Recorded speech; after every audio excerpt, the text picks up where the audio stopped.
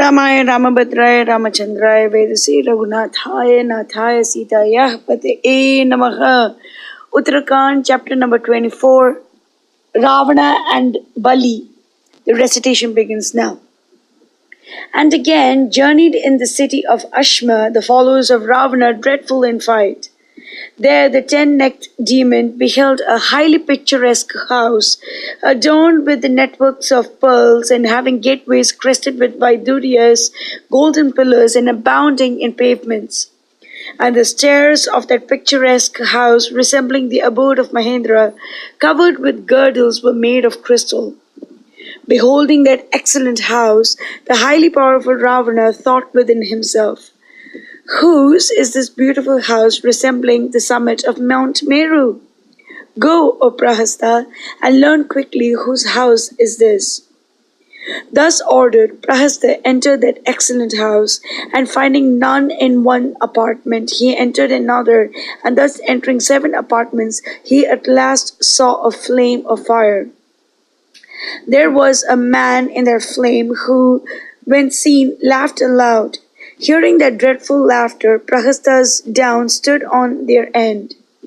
There was another man in that flame, as if in a swoon, engarlanded with golden lotuses, incapable of being looked at like the sun, and resembling the Yama's self. Beholding that, the night ranger speedily issued out of the house and communicated it to Ravana. Thereupon, O Rama, having descended from Pushpaka, the Shigriva, black as collyrium, entered that house. Immediately obstructing the door, there stood a huge-bodied man, dreadful like Shiva. His tongue was all aflame, and his eyes were red, rows of teeth, beautiful lips like Bimba. His form was handsome, nose dreadful, neck like a shell marked with 3 lines, jaws were spacious, beards thick, bone fleshy, teeth huge, and his appearance was all dreadful. And taking up an iron mace, he stood at the gate. Beholding him, the Shanana's hair stood on the end. His heart and body trembled. And seeing these bad omens, O Rama, he began to think within himself. He, thus meditating what that man said, "What art thou thinking, O Rakshasa? Tell me all in confidence. I shall confer upon thee the hospitality of fighting, O hero, O night ranger." Having said this, he again spoke unto Ravana, saying, "Dost thou wish to enter into conflict with Bali, or what else is thy intention?" Ravana was so overwhelmed that his hairs stood on their end, but resorting to calmness, he said, "O thou foremost of those skilled in speech, who residest in this house? I shall fight with him. Speak out what thou wishest." And again said to Ravana, "The Lord of Danavas lives here. He is highly generous, heroic, and has truth for his prowess. He is gifted with many qualities, resplendent like unto Yama, with mace in his hand, or like the newly risen sun, and the incapable of being defeated in conflict, impetuous, invincible, victorious, powerful, a veritable ocean of accomplishments, sweet-speeched, supporter of the dependents, fond of preceptor and brahmanas, always awaiting for opportune hours, gifted with high powers, truthful, of a handsome person, skillful, gifted with all accomplishments, heroic, and engaged in the study of the Vedas. He sometimes walks on foot and moves about like the wind. He shines like fire and spreads heat like the sun. He travels with the gods, spirits, serpents, and birds. He does not know fear. Dost thou wish to fight with him? If thou dost wish to fight with Bali, O Lord of Rakshasas, O thou gifted with great energy, do thou speedily enter this house and engage in the encounter." Being thus addressed, Dashanana entered where Bali was. Beholding the Lord of Lanka, the foremost of Danavas, resembling the flaming fire and hard to look at like the sun, laughed. And taking that Rakshasa by the hand and placing him on his lap, he said, "O Dashagriva, O Lord of Rakshasas, O thou having long arms, what desire of thine may I satisfy? Do thou tell me for what thou hast come hither." Being thus addressed by Bali, Ravana said, I have heard, O illustrious sir, that formerly thou wast bound by Vishnu. Forsooth, I am capable of releasing thee from thy bonds. Hearing that, Bali laughed and said, Here I shall relate to thee what thou hast asked, O Ravana. The red-hued man who stands always at the door, by him formerly all the leading Danavas and all the powerful lords were brought into subjection. By him I was also bound. He is invincible like unto death. Who is there on this earth that can deceive him? He who stands at the door is the destroyer of all beings, creator and preserver, and the Lord of the three worlds. Thou dost not know him, nor do I. He is identical with past, future, present, and is the Lord. He is Kali and he is time, the destroyer of all beings. He is the destroyer and the creator of the three worlds, and he slays all beings, mobile and immobile. And that Lord of all gods again creates the universe without beginning or end. O Night Ranger, he governs and preserves all sacrifices, gifts, and oblations to fire. Forsooth, he is the creator and preserver of the universe. There is none so wonderful in the three worlds. O son of sage Pulastya, he hath been guiding the former Danavas, myself, yourself, like so many beasts bound with ropes. Vritra, Danu, Shuka, Shambhu, Nishumba, Shumba, Kalanemi, Prahalada, and others, Kuta, Vairochana, Mridu, Jamala, Arjuna, Kansa, Kaitaba, and Madhu used to impart heat like the sun, appear resplendent like the rays, move about like air, and pour showers like Indra.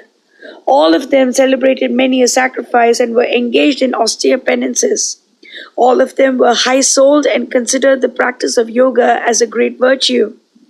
Having got by an immense accession of wealth, they enjoyed many pleasures, made many gifts, celebrated many sacrifices, studied many lores, and governed their subjects. They were all protectors of their own kith and kin and slayers of enemies.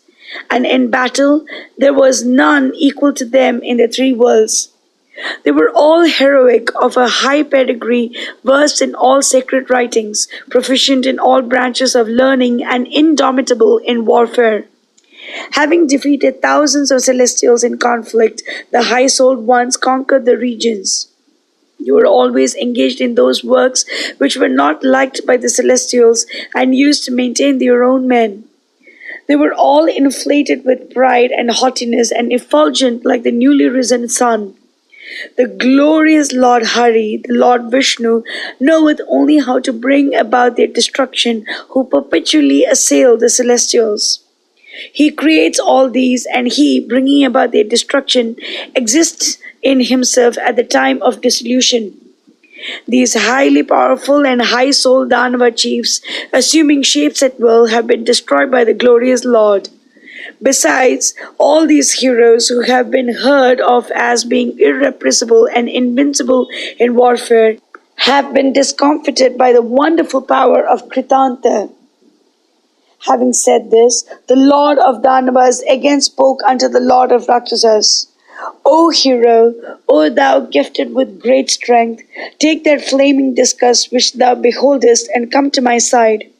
I shall then relate to thee the means of eternal liberation. Do what I have told thee, O thou having long arms. Delay not, O Ravana. Hearing this, the highly powerful Rakshasa proceeded, laughing, O descendant of Raghu, where that celestial kundala was. Ravana, proud of his prowess, easily took it up, but could not move it by any means. And being ashamed, that highly powerful one once again attempted. As soon as it was lifted, the Rakshasa dropped down on ground, bathed in a pool of blood, like unto an uprooted sala tree. In the meantime, there arose from the Pushpaka a sound, and the counselors of the Lord of Rakshasas cried aloud. Regaining his sense, the Rakshasa rose up in a moment and lowered his head in shame. Bali said to him, Do thou come, O foremost of Rakshasas, and hear my words. O hero, the kundala, crested with jewels, which thou didst essay to take up, is an ornament for the ear of one of my forefathers. This fell here on the ground, O thou gifted with great strength.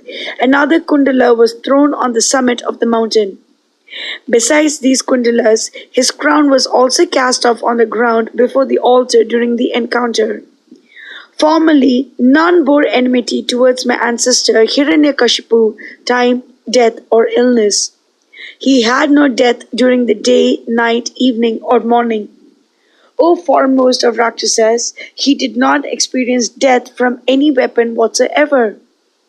He created a dreadful enmity with Prahalada, his son. This conflict having taken place with the high-souled and heroic Prahalada, there rose up a dreadful figure of a man-lion, a terror to all. O foremost of Rakshasas, that terrible figure casting his looks about all the worlds were overwhelmed. Thereupon, taking him up with his arms, he destroyed him with his nails. The person who is standing at the door is that Supreme Vasudeva, devoid of passion. I shall now relate to thee the words of that Supreme Lord. Do thou hear if thy heart is filled with spiritual thoughts. The person who is standing at the door had brought into subjection in thousands of years thousands of Indras and Ayuta of gods and hundreds of great rishis. Hearing these words, Ravana said, I have seen Kritanta, the lord of the spirits, with death himself with hair standing erect. Serpents and scorpions are his hairs, his tongue is hard as lightning, his teeth are dreadful, his eyes are red, and he is gifted with great velocity and a terror unto all beings. He is incapable of being looked at like unto the sun, unconquerable in battle, and is the chastiser of the sinners. He even was defeated by me in conflict. There I do not feel the least pain or fear, O Lord of Danavas. I do not know this person. It behoveth thee to give me an account. Hearing the words of Ravana, Bali said, He is Lord Hari, Narayana, the protector of the three worlds. He is Ananta, Kapila, Jishnu, and the highly effulgent man-lion. He is Kratu Dhama, Sudhama, and hath the dreadful mace in his hands. He is like unto the 12 Adityas, Purana, and the excellent Purusha. He is like unto the red clouds, the Lord of gods and the best God. O thou having long arms, he is encircled by flames, a great devotee and fond of great devotees. This Lord preserveth the universe and hath created it. And he, gifted with great speech, brought about destruction in the form of time. And this Hari, with a discus in his hand, is sacrifice and is being worshipped in sacrifices. He is at one with all gods and all beings, all worlds and all knowledge. He is all forms, the great forms, Baladeva, and hath long arms. He slayeth heroes, hath heroic eyes, is imperishable, and the preceptor of the three worlds. And all these sages who long for final liberation meditate upon him. He who can know this Purusha is not sullied with sins. By remembering him and hearing of him and worshipping him, everything can be obtained. Hearing these words of Bali, the highly powerful Ravana, having his eyes reddened with fire, issued out with uplifted weapon. Beholding him thus excited, the Lord Hari, with club in his hand, thought within himself, O Rama, I shall not slay this sinner for the satisfaction of Brahma, and assuming his own shape, disappeared. And not beholding that Purusha there, the night ranger issued out of the abode of Varuna, shouting with joy. He went away by the way he had come. Mangalam Koshalendraya Mahaniya Gunapte Chakravarti Dhanurjaya Sarva Bhomaya Mangalam.